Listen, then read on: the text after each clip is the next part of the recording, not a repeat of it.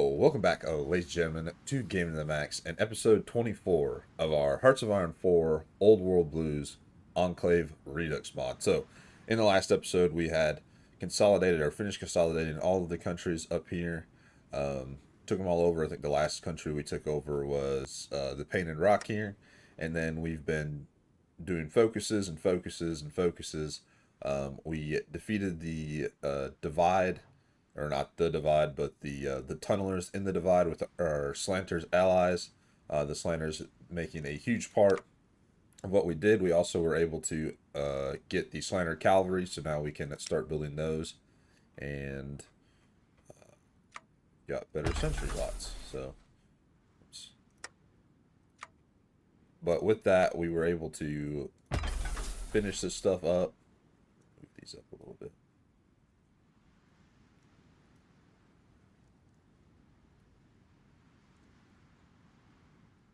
And we just don't got no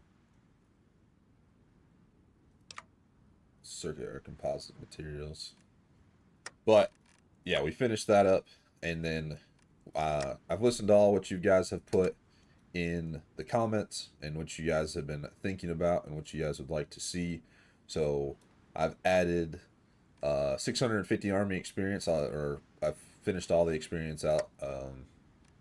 That's the max cap right there, 650. So I did not realize that until I kept typing in 1,000, add 1,000, add 1,000, and then I looked and it said capped at 650. So with us doing that, we are finishing up Navarro radar right now, but I have instant completes on our focuses. So what we'll be doing is finishing everything up here with instant completes, and then finishing everything over here as well with instant completes. And then when those are done, we'll be moving, we'll finish all of this with instant completes, and then we just have these three left to go, and then whatever's over here that we need to do. So once these two are done, we'll be going to war against Mexico. We're gonna pick up the speed, and you know what?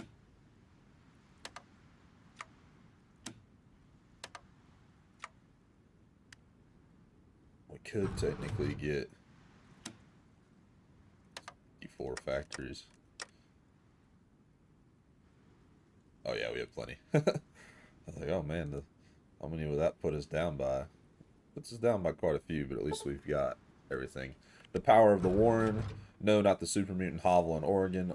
Less of an Air Force base, more of a missile base for our intercontinental ballistic missiles. Sadly, near all of them were fired during the Great War, leaving empty silos and a dead and decaying base in its stead. Regardless, the base is of vital importance to us, not the least of which as the base contains the schematics and blueprints to assemble and maintain nuclear missiles, while the components to make the warheads are missing. A large missile packed with conventional explosives slamming into our troops, or a city for that matter, is still a vital concern to our nation. The base has been rapidly secured, and the Air Force is setting aside the infrastructure to eventually return the silos to working order with or without the nuclear missiles. One step closer to regaining our glory, improved air mission efficiency, and ace generation. Very nice. Alright, we completed that one. Let's see, we'll do this one. Instant completed. So, done Mexican engineering.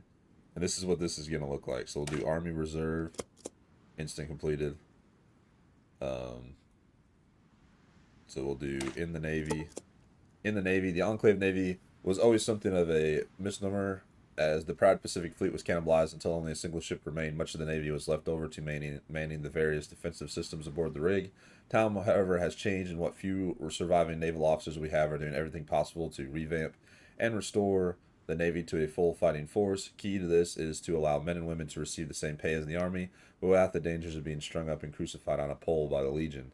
Of course, the threat of ghoul whales, krakens, and the occasional glowing rad shark means that there are just as many threats in the open ocean, but nothing a 57mm cannon can't handle. Prepare to sail to places unknown. 4 times 50 research speed bonus for naval weapons module technology, plus 2,000 manpower, and plus 200 Navy experience. Very nice. This one's done. So we'll do nuclear engines for our boats. Freedom at Sea, which gives us Medium Hull 5, and Capital Ship Doctrine. Naval Officers, which adds Heavy Hull 5, and we get Naval Officers, which gives +2 to starting level, and the assign cost is cheaper, and their equipment experience cost is cheaper. And then we'll do Dreadnought, which is a super heavy hull, replaces Naval Officer with Dreadnought. Capital Ships, attack +30%, casualties on sink -10%, naval equipment costs -20%. There's the Enclave Dreadnought. Let's see what else we've got. Ranger School, Special Forces capacity multiplier +3%. Special Forces Division training time -2%. We'll get that done.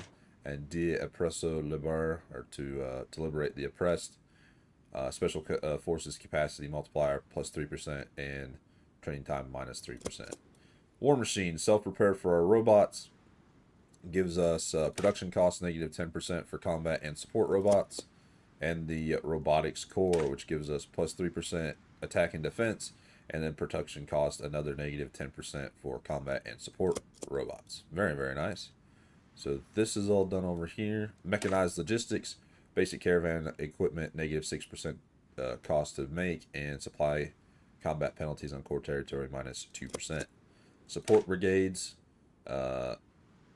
supply combat penalty on core territory -4%, basic caravan equipment -3%, and the transportation corps, which is again more of that.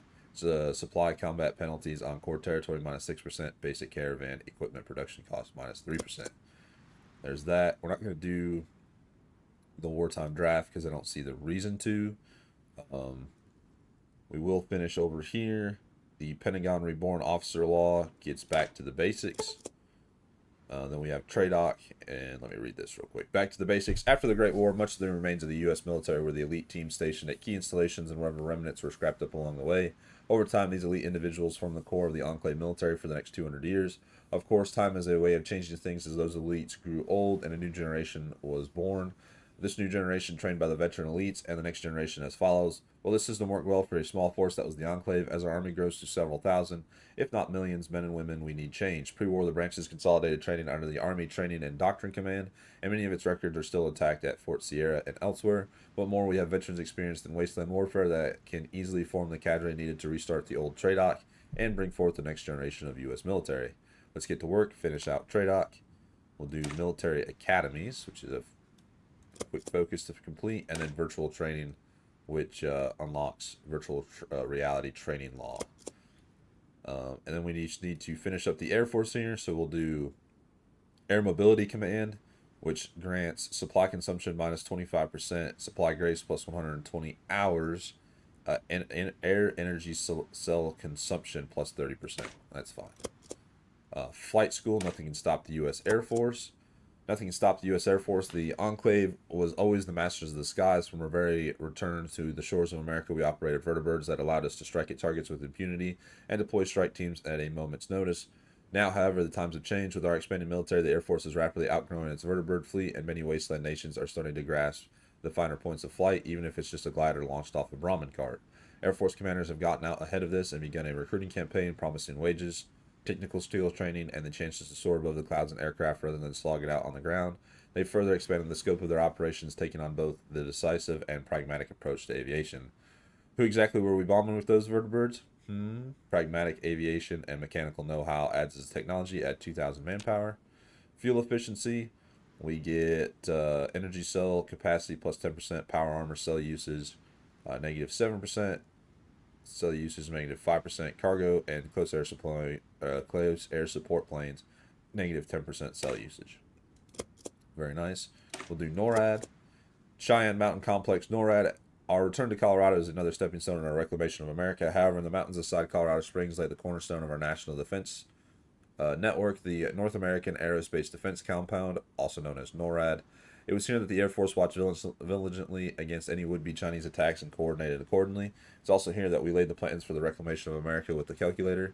Now we returned, and one of the first things we noticed was the fact that the door of the facility had been blown off, and there are still remnants of battle between strange robots and the Brotherhood of Steel.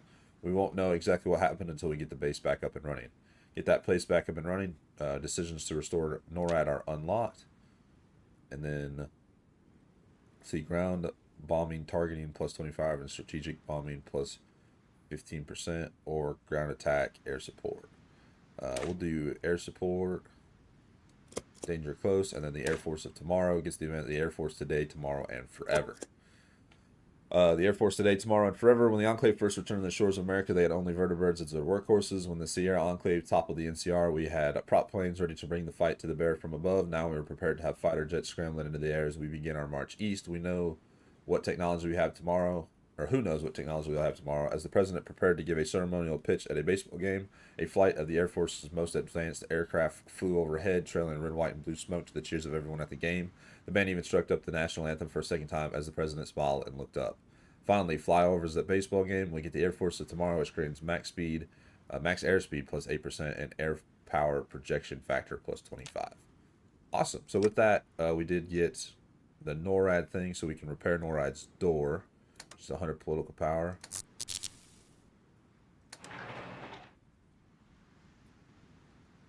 Military Academy at Hunter Liggett.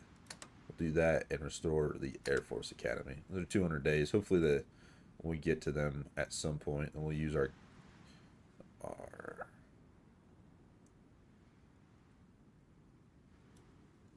Cheyenne Ruins. Let's do Abraham Air Force Base. We use a GEC there. Let's see, what else do we got? State funded radio, we need to do that. Invest in the military academy. Okay, and then see, we can't do that, of course, because we have to wait.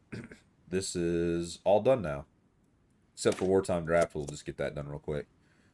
Now we have the wartime draft, but everything but DEFCON, since we can't do it yet, is readily available. So now we're going to come down here.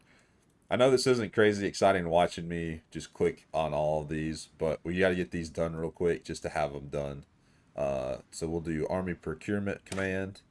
That's gives us 4 times 50% research speed for infantry weaponry, 3 times for support technology, 2 times for motorized equipment, and 1 time special forces technology. Then Defense Oversight Board, which grants production efficiency base plus 5%, trade tariffs minus 2%. Automated factories, the Army Engineer Board with automated factories gives civilian factory use minus 2%, construction speed plus 5%, equipment conversion speed plus 5%. Eminent Domain, we get civilian factory use minus 4%, construction speed plus 5%, and equipment conversion speed 5%. Though I don't think you can convert equipment in this mod. So congressional oversight, routine reports will be delivered to Congress and be public to the nation. We get resource gain efficiency plus 3%, production efficiency base plus 5%, trade tariffs minus 2%. And then the power armor forges, we get factory output plus 10%. Power armor is 6% more expensive to make, but is 10% more reliable. So we'll do that. And then to the Navy, Lessons of the Enclave, which grants research speed plus 5%. Reform the DARPA, which gives us 1 research slot. And the Defense Institute of Technology, which gives us 5% research speed. We got the Naval Construction Board, which gives us 4-time technology for naval modular technology. Naval Repair Program, which grants us plus 2% dockyard output and plus 4% construction speed for dockyards. Marine Procurement, which grants us marine armor production cost minus 8%, reliability plus 12%. Well, that's very nice. Naval Harbors, which gives us ship repair speed plus 6%. This is our Workhorse, which adds Air Force Workhorse, which grants negative 3% production cost for all vertibirds and 5% reliability for all vertibirds. Naval Yards, which gives us an additional 6% ship repair speed. Naval Air Expertise, which gives us 2 times 50% research bonus for naval modular technology, and then minus 4% production for carrier, cast, torpedo, and fighters, and plus 12% reliability. Forward from the Sea, which gives us the future of the Navy. The future of the Navy. The Navy, following the Great War, dwindled from the mighty Pacific Fleet to but 1 carrier and personnel manning the defense of the rig. When the rig went down, the USS Enterprise disappeared, and most of the U.S. Navy went With it, aside a few who were stationed at Navarro at the time, now the Navy has returned in force and is ready to tackle maritime threats to America and freedom once more. However, where it is doing that is becoming an article of debate. Pragmatics are pointing out that securing the rivers and waterways of the former United States is what matters the most, and should focus prioritizing smaller vessels over larger and practical ones. Many hopeful in the Navy are attempting to restore the power and prestige of the pre-war Navy with massive battleships, dreadnoughts, and aircraft carriers to sail the ocean green. A few are attempting to find common ground and assume a more well-rounded approach to this situation, able to contain the rivers while also strengthen our position on the open ocean. The issue is being brought to the desk of the president to mediate and effectively chose which path to follow. So brown water, uh, which grants light hull production minus 35, medium hull minus 25, heavy ship minus 5%, but carrier and super heavy refurbished tankers plus 5% production cost. Green water, which is light hulls minus 15, medium hulls minus 15, heavy ship production cost minus 15, and then super heavy production cost and carriers minus 10, or plus 10% production cost for light ships, but minus 25% for the super heavy and carrier heavy ships minus 10. I think the green water navy is the best. The negative 35% for light hauls is amazing. I think the green water one is the better of those two. Then we'll do return to the fixed wings, fighters, close air support, bombers, and airships minus 4% production cost. We could do robot assistance for reliability, or we could do munitions depot for ground attack, strategic bombing. Yeah, let's do munitions depots for the more attack. Jerry rigging, which fighters reliability, close air support, and bomber planes plus 8% reliability. And then air production command, which gives us fighter production cost minus 7%, close air, bomber, and airship production cost minus 7%, and 4 times 50% research bonus for air technology. Very good. All right, so this is all done. This is all done. I just realized this one wasn't done. We'll just get that done. Arming Raiders. It's been suggested that we arm the Raider factions born in the new NCR Republic. I would encourage them to attack the NCR border towns. We're not going to do that. We're just going to take the 5% war support and the 100% or 100 political power. I said I was going to do everything, so I'm just going to click through the ones that I haven't done. Old World Radio gives us daily political power change plus 0.05, encryption, decryption minus 10%. We can do Old World Blues, which gives us consumer goods, political power gain plus 0.5, negative 3% consumer goods, which is very nice. So we're going to do that one. And then we can't do the Old World propaganda, which is fine. This is done. This one's not done. These ones aren't done. I think I might blitz through Navarro these while we have this up. I know it's not interesting to watch me click through there like this. Air. Let's see. Helium, range, and speed. Let's do range. Let's see. We'll finish out Navarro real quick. Do training simulators, which grants ace generation chance plus 5%, ace efficiency plus 10%. The naval annex, which gives us increased naval experience gained by 10% and 5 naval base in the province. The naval yard, which gives us repair speed by 10% and 8 dockyards. The dry dock, which gives us ship repair speed by 12%. And marine barracks, which gives us amphibious invasion speed by 10%. Special forces capacity by 10%, and joint base Navarro gives local population by 800. So we finish up Navarro, and I think I'm going to do the Cedar real quick.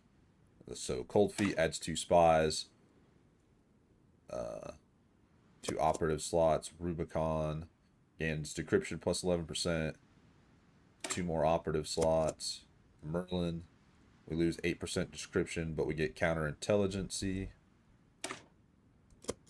And then Azorian, we get 1 more spy. Then adds the deep state, which grants resistance targets negative 4%, daily compliance gain plus 0.02%. Then we'll do Enclave Sigma. Enclave Sigma. At the onset of the Great War, the Enclave secured away what few elite special forces and Black Op teams onto the rig and in secure bases on the mainland. However, the rivalry between the various units threatened to tear the Enclave apart, forcing the president at the time to reform them all under one single command. Enclave Sigma, an elite direct action force that was the combination of over 200 years of special forces doctrine and deployment. Since the rig's destruction, many who didn't die on the rig or at Navarro fled east, and those who did not are now old and aging, yet their knowledge remains ready to train the future generations. Perhaps it's time to reinstate the most elite soldiers to ever walk the waste, starting, of course, which teams would be the first to be stood up. Red team, white team, blue team. Sabotage enemy supply lines, target enemy organization, sabotage wasteland air forces. Let's do the red team. And we'll do blue team, which sabotage supply lines. White team sabotages their air force. And green torse, oh, we'll never be able to do because we're not going to use FEV against anybody. We could finish out Area 51 and then just leave Ashton Air Force Base. But I want us to at least be doing something with our time here. Maybe we could do this one. Yeah, let's do Ashton, and then we'll just do Area 51 as our view that we have left that we're going to allow to go through. So this is all done now, except for the NORAD, or DEFCON, sorry. This should be all done except for Houston. Can't do those. These are all done except for Texas. These are not all done, but we're pretty much done fighting these guys anyway. So, yeah, let's just do the Nuclear Operations Command, Nuclear Defense Operations Online. With the tunneler threat over, Ashton Air Force Base and Hopeville had been restored to full working order and are ready to begin operations. We've already identified several nuclear sites across North American wasteland. Though getting to them will be very difficult, several areas are guarded by automated sentries that we cannot guarantee will answer to our codes, while others are either used as place of worship or incredibly irradiated since the Great War. It's likely to be best if we secure these areas with conventional forces first before moving in with dedicated teams to secure them. It's doubtful anyone knows how to operate the complex computers needed to launch them, let alone realign their targeting systems. For now, American can rest easy knowing the military is keeping vigilant watch over any nuclear threat. Good, let's lock these things down. Unlocks decisions to recapture nuclear weapon sites. We'll do the New Monroe Doctrine, which gives us weekly war support plus 2.5%, division attack on core, a division attack and defense on core territory plus 10%. Canadian Liaison, which gives us an additional weekly war support plus 2, or oh, I'm sorry, it adds that to Canada, and Declaration Zone will also receive both of what we just received. So give that to Mexico and Canada, and then Fortress America, which gives us air defense plus 12%, weekly war support plus 2.5%, division attack and defense on core territory plus 8%. And then early warning systems, we've centralized our command and control. We need to be ready for whatever the wasteland throws at us, forever vigilant. Pre-war, the United States had a series of powerful radar arrays positioned around the country that allowed for early warning of incoming Chinese bombers and missiles. It was the very same sites that dedicated the birds in the air that was relayed to NORAD or detected.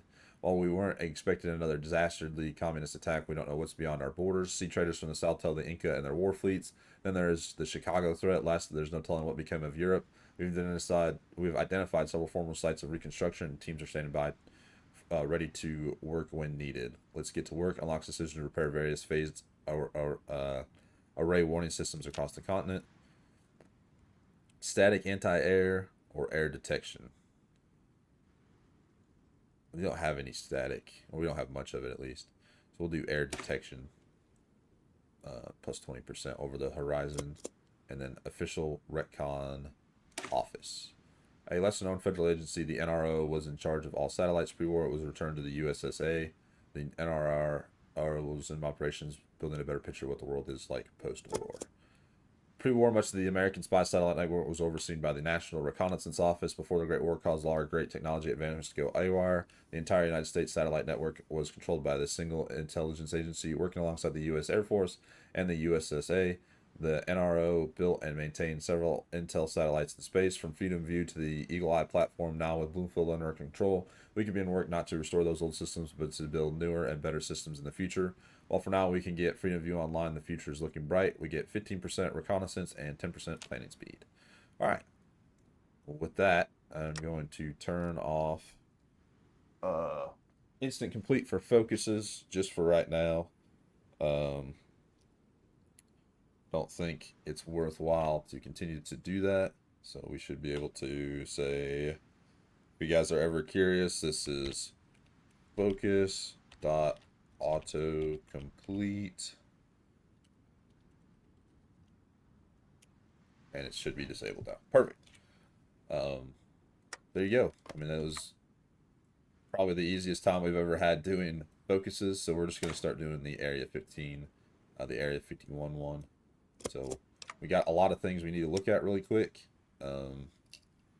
We're probably going to build some, just build you up, put you as this, and then we'll just do the Avero class. And then for the battleship, we'll upgrade you, put auto upgrades on. You guys will be the America class. And then the super heavy battleships will upgrade radars. Get up in there. Some source with hydrojet. Boarding teams? Sure. The Enclave class. Throw you on some super heavy armor. Digital data feeds. Upgrade when you can. Save. And we'll start producing you guys. Medium. Super heavy. I know these are all the way down here, and they're probably not going to be built anytime soon. But you guys can't say I'm not building them. I am building them. We'll drop all of our convoys to the bottom. We're not as big of a need for anything like that. Torpedo boats.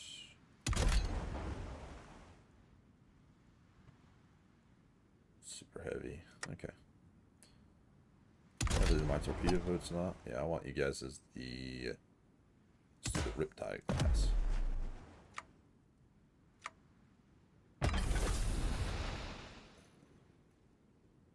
So the only problem when you get further on to the story as the Enclave is the resources of the Wasteland just don't keep up with with your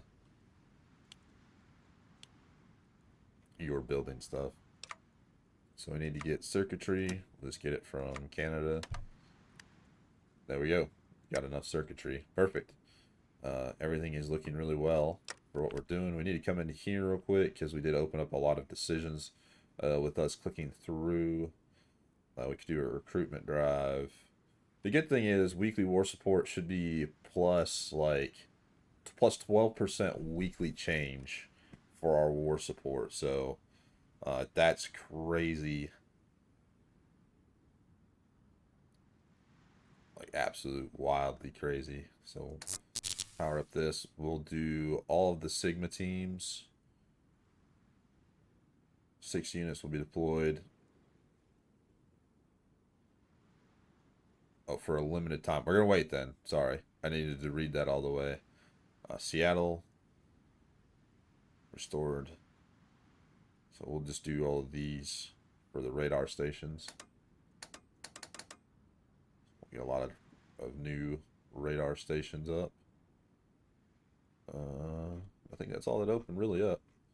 Perfect. Now you guys did say we're going to let this stuff go in the background. You guys did say you want to see me speak words. You guys are really wanting to see me revamp our military. This is our infantry battalion still. Only have anti-tank invertebrate support. We're going to put on, let's do Slanter Scouts.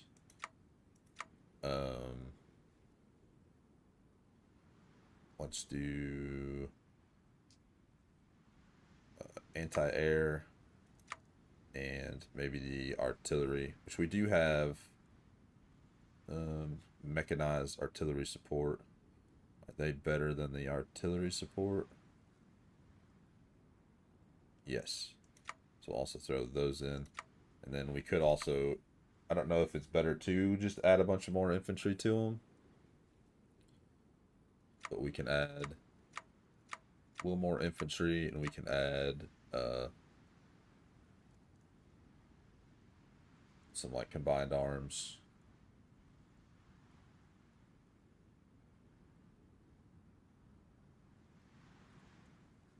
Line of fire team and combined arms. Save up. That's our new infantry. I don't know if this is the meta or not. Like I don't remember any of it. So let's save that up. We should have plenty enough equipment for that. There was a time that I wanted to build a let's do division designer. Create empty. Not behemoths because we can't build those anyway. There's the cavalry. The under infantry? Yep, Slender Cavalry Corps troopers. Look at the little design. Look at this little raccoon.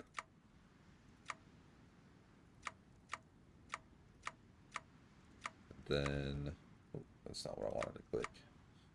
Let's do kind of the same thing. We'll just do something like that. We'll give you Slanter Recon, Scout Companies.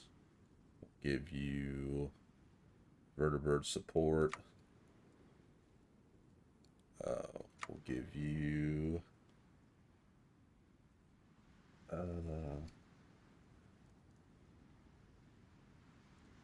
these guys. The mole miners might be good to give them. We'll attach you some mole miners, and we'll the knights. I don't really want to add the knights. Maybe some chems or the vertibird medevac squadron. We'll do that. It's expensive, but this is going to be our cavalry squadron here. Let's call them slanters. Yeah, that's right, slanters. We'll save you. And then scroll all the way down because they're way down here. Slanters. Let me get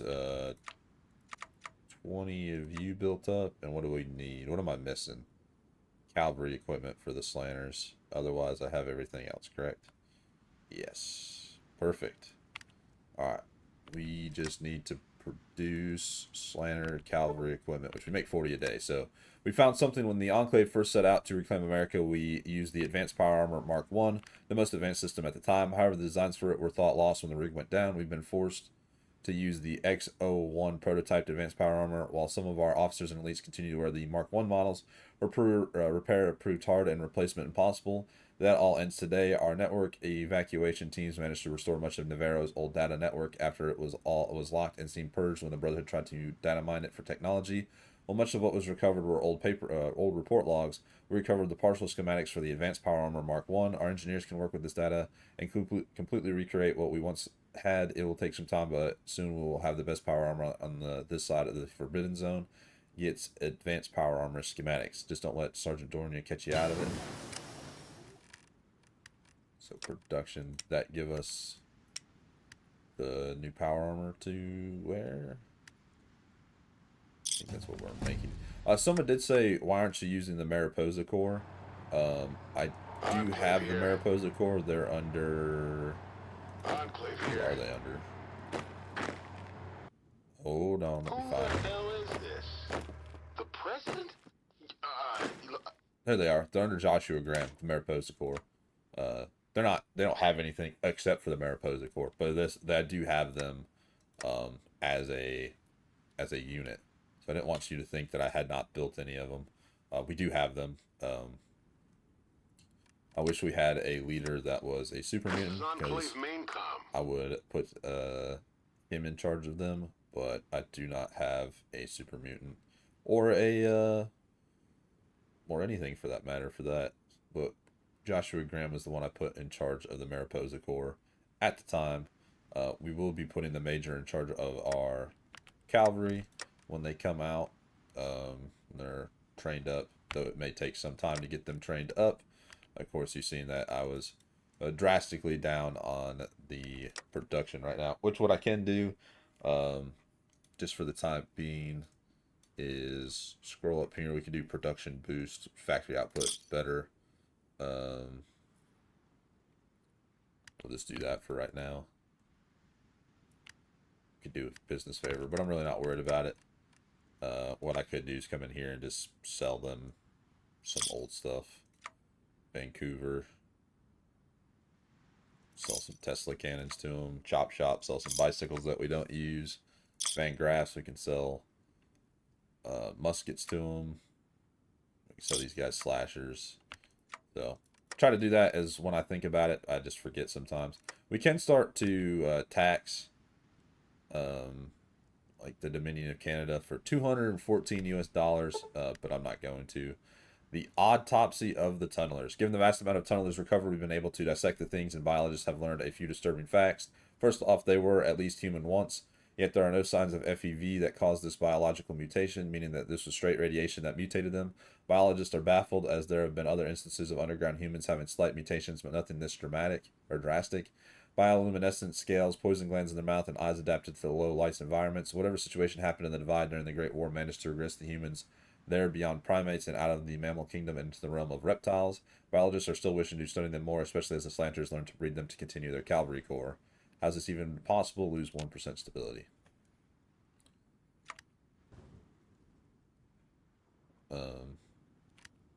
With what I just did, gonna train you up. Who the hell is this? The president? My Marines need to be given AAVs, and I'll give them AATs. Where's that at?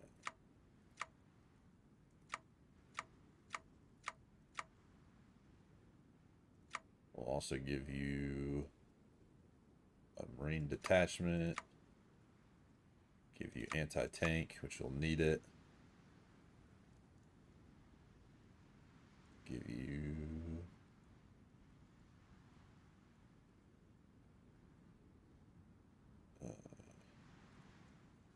vertibird support, Slanter scouts, and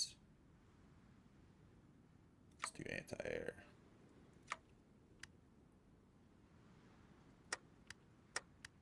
Dude, I don't think I'm producing the vertibirds that I need anymore. See them actually. I don't think I'm producing those anymore. So I do need to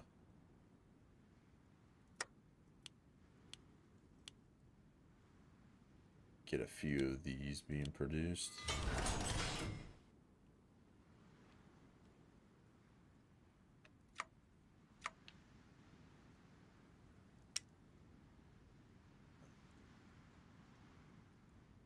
Just looking for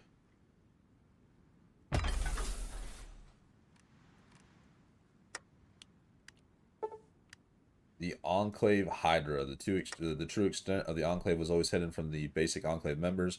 Most knew of the large outposts like Chicago, Texas, White Springs, and Raven Rock. However, there was always dozens of satellite bases and outposts that were dotted around the country, as well as base camps established by expeditions to analyze what was on the continent after the bombs fell. Those numbers was always classified for whatever reason, but one always did question just how monolithic was the Enclave.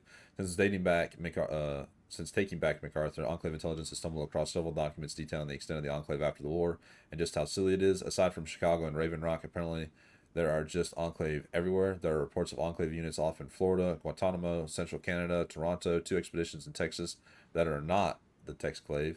Another remnant in Dago, West Virginia seems to be still kicking. An IRS Enclave, an Enclave in Colorado, one in Ruby Valley, one in Nebraska, down in Mexico. Possibly one somewhere in the south. Apparently there was one in Reno, but that might have been us. One in Oregon, but that was likely Granite. Speaking of Granite, he stared at the papers wide-eyed and beside himself. You mean to tell me all these enclaves exist? How many enclaves are there? Well, we also found this other map that showed positions all over the... Shut up! Bam! Smacks him. The Enclave fallout. I don't care who the Sioux are. What was the national monument? They destroyed it. Harrison, you got Hopeville on the line? Yes, sir. Missiles will be armed and ready, replied the sec dev. Are you insane, Granite? Came a shout that's not a single person ever heard, let alone to cut Granite off. All eyes in the room turned to Gannon as he stood at the edge of the table, his eye burning. The rage that consumed the room seemed to be sucked right into Gannon as no one had ever heard him yell. You're going to drop nukes on American soil because they blew up a mountain? You don't talk to the president like that, shouted a general, but Gannon had none of it. So shoot me. Go on. Pull out that laser pistol and shoot me. Granite was a little taken aback. Normally he'd be screaming his head off right back, but this was Ganon. Ganon never raised his voice or yelled. This was so out of character for him, it was kind of unsettling. How many more nukes have to go off before we realize that destroying things just end up in more destruction? How many? Answer me, Granite. Granite leaned back in his chair, but managed to get out a... I don't know. Look around you, Ganon shouted, though not as loud. This nation's destroyed. There are skeletons in the streets, innocent people, and you finally have a chance at turning this nightmare wasteland around, and your first response is just to kill people because they blew up a carved rock? Enough for the circles of revenge and killing. Just enough already. End the cycle, please. I like how that was Ganon, or that was his first idea. He was just like, you know what? We're gonna nuke them. What are they gonna do to us? Oh, my power armor teams are incredibly weak. We're gonna do...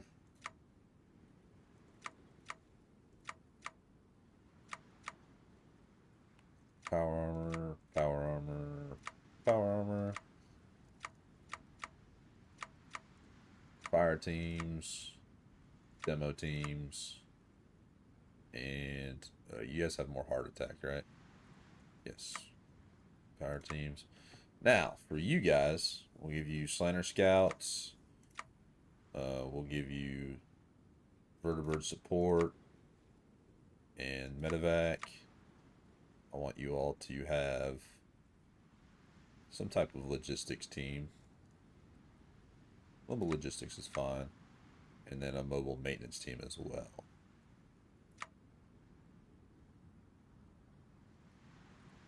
If you guys like this or don't like it, let me know. Again, I'm really not sure what I'm trying to be building right now. This is a group of paladins. We'll give you guys the scribes, the knights, vertebrate support.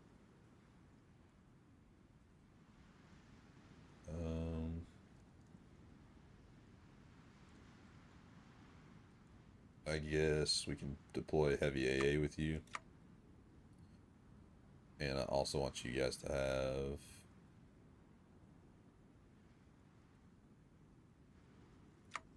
artillery support. We'll just add. Are these considered spec ops? No. No. What are you guys considered?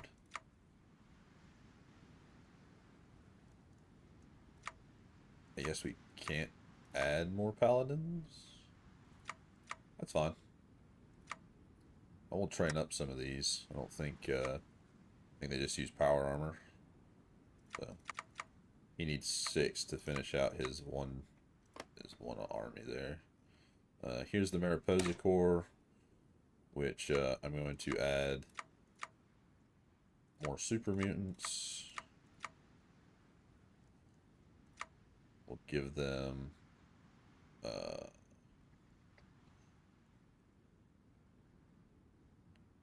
vertebrate support, logistics, Slanter Scouts, because I love my Slanter Scout Corps, anti-tank, and do anti-air.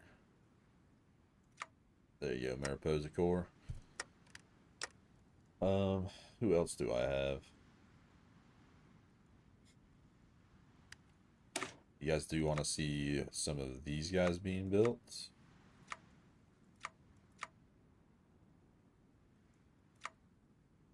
I guess they're in mobile platoons, ain't they?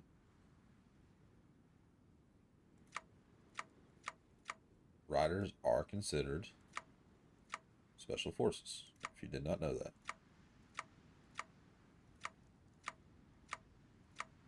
Then for here, we can just do like mechanical. Probably slows them down a little bit.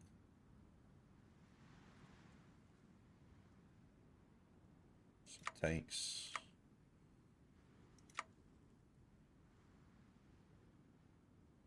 Do you hurt our urban attack? Oh no, you guys are just really bad at urban attack. And then we'll give you vertebrate support.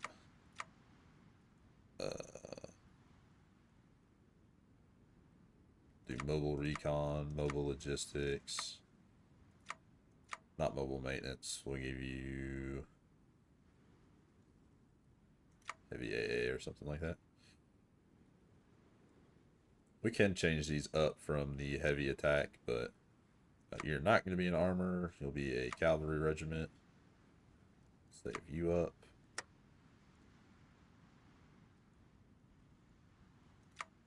Train 20 of you.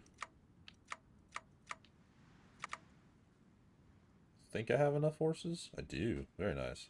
And then I did say I was going to build a bunch of Deathclaws when we're able to get them made up. We will call these guys...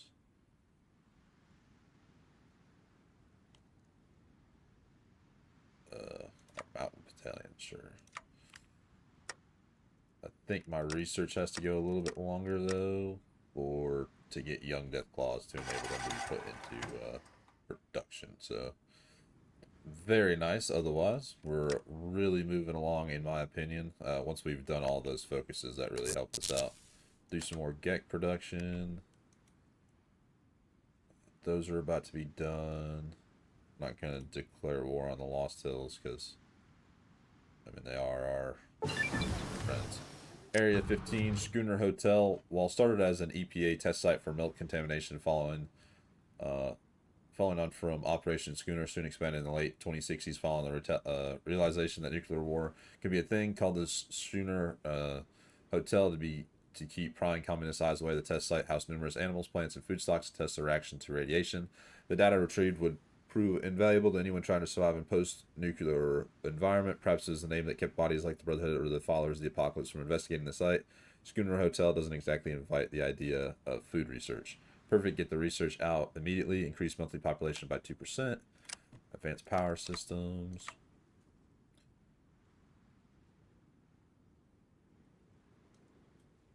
We will do nuclear-powered attack planes. Why not? Get those research. Someone did say they wanted me to do instant research for that as well for technology, which I'm not necessarily opposed to. If you guys would like to see that, let me know down in the comments a little bit more. If that's what you all would like to see, I will do that. And then hopefully next episode will be our climatic defeat of Mexico, and I'll finish out the focus tree the way we had just seen it earlier, because I think that was the easiest way to do this. Where is he? Courier 6. There we go. We now have Courier 6 as our intelligence operative. Become a spy master. Start upgrading these, though. It really kind of toward the end anyway. Scavengers return in triumph. We get old world loudspeakers plus 10% political power gain, plus 10% mobilization speed, and ideological drift plus 20% for 180 days. Very, very, very, very nice. Better reconnaissance. Gotta love me some recon. We'll do better medical support. Would not want to spend that on that. Heavy incinerators. Loosen slanter equipment very, very fast. Do 10. Roll you all the way up. Plasma weapons were good. Vertibirds we need to build. Where's the medical vertibirds I was trying to build?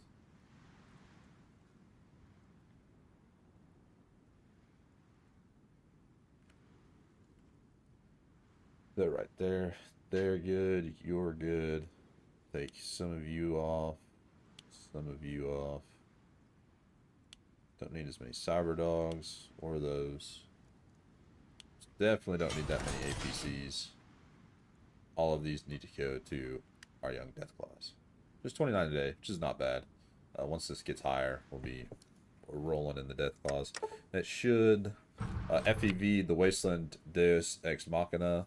The breakthrough that had once seemed impossible now felt within reach. The samples had arrived from the burrows, and the lab was working overtime to analyze the genetic materials. Several scientists, human, ghouls, and a single super mutant stood around at the central workstation watching the data appear on the screen. The burrows had willingly donated tissue and blood samples from the slanters, and comparison between the slanters' genetic structure and super mutants had already revealed promising insights. The FPV worked differently on them, one of the ghoul scientists said. But here's the critical part. The munition didn't strip the reproductive systems. The super mutant scientist nodded, his large hands carefully handing a sample vial. Work was already conducted on super mutants. Never did we think to look elsewhere, though the master didn't know of the burrows.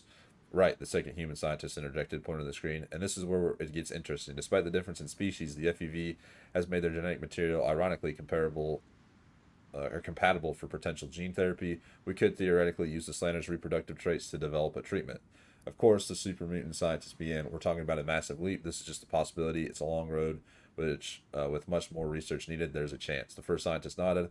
We'll need to refine the process, extract the relevant genetic markers from the slanters, and experiments with how those traits could be reintroduced into the super mutant genome. They all exchanged a look of cautious optimism. The discovery was unprecedented, but the work ahead would be grueling, full of risk and unknown. But for the first time, there was a glimmer of hope. The supermutants might have a future beyond their sterile existence, thanks to an unexpected link between species.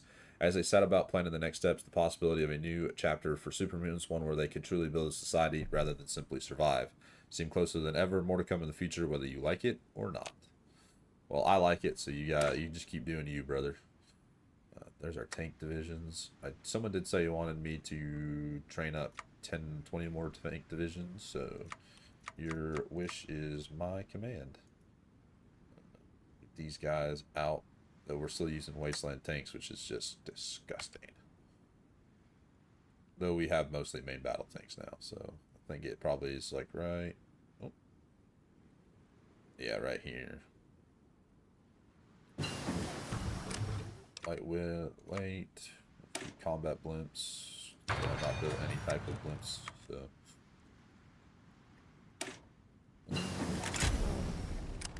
M4A5 carbine.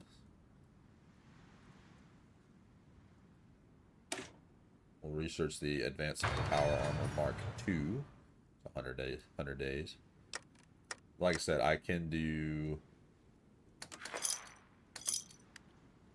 No longer getting industrial support. I can do instant research if you guys would like me to. I'm not too worried about doing that. I don't mind to do it either direction. So you can restore power to NORAD, which was what we'll do. Closing the front door. First and foremost was clearing the radiation around the front door and surrounding area. A task made difficult since Radway tends to freeze in cold climates. After clearing that, tearing out the old door was trivial, and we could even study it somewhat to better reinforce it in the future. Putting it in was a simple engineering task that was done within a few days. Much of it was thanks to the industry of the West Coast, and we were able to ship it out and at least got the door sealed for the first time since it was blasted off, whenever that was. We posted guards around, and the place is looking like an actual military facility once more. That said, much of the surrounding area to our most vital installation in the central U.S. is a menagerie of mutant monster activity, haywire rampaging robots in Colorado Springs, which is starting to recover from when Lanius terror ran through the region. Well, at least it's repaired. There's a market? Oh, Canada's selling planes. I knew there was a market, but I didn't think it worked in this mod. Let's see. We're building the slanters, building young death claws. Did we have something to build now? Oh yeah, the rifles. I wanted to go into here. Edit you guys. Your death claws. Okay, so now we can actually add more death claws.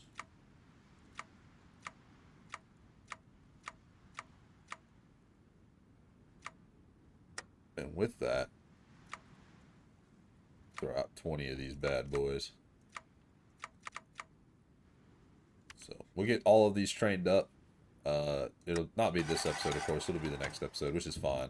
We'll start getting them geared up for... Yeah, I know these can level up. The money, we're rolling in it. Area 23, Mercury Operations Centers. Well, not exactly Los Alamos or Area 51. Mercury, Nevada, set just north of Mercury Pass, a major caravan route via the north route to New Vegas. The closed city was built by the Atomic Energy Commission well over 300 years ago and was the main competitor for Big MT, the massive defense research think tank in the region. Regardless, the city was locked down via robotic guards pre-war, which kept many at bay from the site, but this isn't a problem when you have government access codes. With the town under our control, our scientists and engineers are welcoming the change from the stuffy Fort Sierra, where they've made their home these past few years and have felt themselves a renewed sense of discovery and drive. Sometimes it's all it takes to change the scenery. Increase research speed by 1%, increase army organization factor by 2%. Very nice. So let's do area 22. But yeah, if you guys want me to even finish out the area 51 test site, if you guys want me to do this via controls, we'll just blitz through this real quick and then finish out what little bit we have over here. We will have to release Honduras to do this one, but that's fine. It's not much of a big deal. Then we can do the Texas one. We can do the USSA. This is all done. So yeah, a lot done. This episode got all these done, got all these done, got all this done. So, yeah. I hope you guys have enjoyed the episode. Like I said, down below, comment what you would like to see. I'm building the new units y'all asked. If I have not made those units the way you would like to see them, let me know what you would like to see as the units and how they should be built. I'll try to build them the way you guys want them to be built. Oh, we could do this one. Yeah, let's go over to the Pentagon Reborn while I'm sitting here clicking through these things. But like I said, let me know what you guys think. Let me know what you all want to see happen in the series. We're almost done. I promise you. I keep saying that, but we're almost done, and we only have 2 enemies left to fight, and then we'll own it all. So I hope you guys have enjoyed, and I'll see you all in the next one. Bye.